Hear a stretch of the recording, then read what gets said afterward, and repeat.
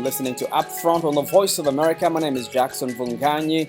Now, Kenya's Independent Policing Oversight Authority recently announced that a police officer was being charged with murder in the shooting death of a 13-year-old boy who was standing on the balcony of his parents' home in Nairobi on March 30th of this year.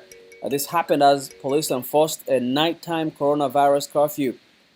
This case is a reminder that as Americans continue to protest against police brutality targeting black men, there is a parallel movement taking place in some countries on the continent. Down with police killing, down! Down with police killing, down!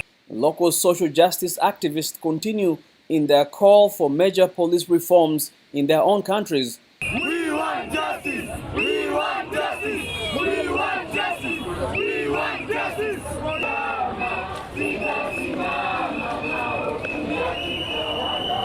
Corruption down! We are going all the way, every ghetto to ghetto, telling them to stop killing our kids. Mothers are crying, sisters, everybody. We are all hurt by this injustice of police brutality. During the early days of the COVID-19 lockdowns, Kenya's police was widely criticized for using excessive force as it enforced lockdown measures.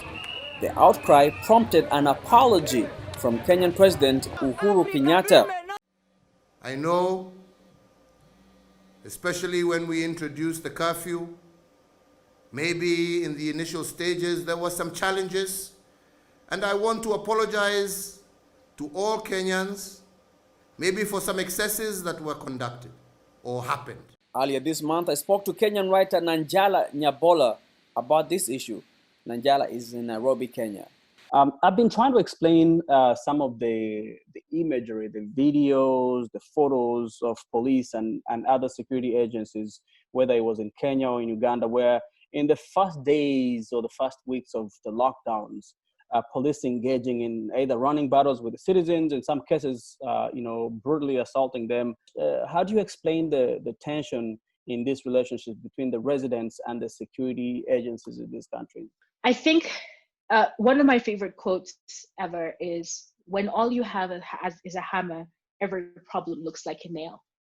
I think a lot of African governments have a history of disproportionately spending on security and securitization and not spending on anything else.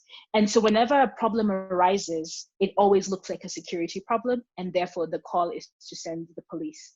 And I think this is a historical practice that is embedded in the way in which post-colonialism, or the failures of decolonization in a lot of African countries, because this is what colonialism did. It turned Black people, especially, into security threats that must be managed through elaborate legislative, policing, violent systems. Like the point of colonialism was not the well-being of Black people. It's not so that Black Africans can thrive. It was Black bodies are labor. Labor must be made efficient, and the police acting the most out of labor. This logic of social political organization has never really been fully interrogated in a lot of post-colonial states. A lot of governments still look out on the landscape of their countries, their societies, and see Black people, just Black as they are, as labor, as resources, as a point of extraction, not as human beings whose lives, goals, joys, hopes, dreams have to be actualized. And so what happened when a public health crisis comes, you can't police your way out of a public health crisis. You can't beat your way out of a public health crisis. You have to activate all of these other things that we're talking about, these community health mechanisms, these outreach programs and things like that. But it's like a muscle. You're asking a lot of governments to use muscles that they've never had to use. You're asking people who have only sought power for the sake of power, for the sake of being powerful, never for the next thing, which is, well, what are you going to do with this power once you have it? Who is going to benefit from the power once you have it? How are you going to wield your power in a way that is for the greater good? And I loop this back to what I said before about how did these governments that we have in East Africa at the moment, how did they get to power? What was their path to power? Was it open, transparent, fair? Or was it compromised? Was it through elections that were being conducted under a shroud of violence, intimidation, corruption, all of that stuff. So to me, what we saw, and we're still seeing it, maybe the images are not as visceral as they were in the beginning, but there's still this low level of criminalization of a public health response and the consequences that flow from that. You know, in Kenya, for example, as I said, they said that if you were caught breaking curfew, you would be put into mandatory quarantine for 14 days. But the quarantine was supposed to be undertaken at your own expense.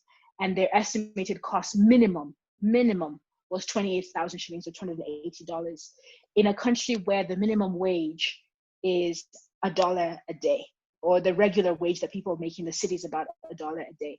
How many days would you have to work? You would literally have to work for half a year to be able to pay off that quarantine debt. What happened? People stopped getting tested.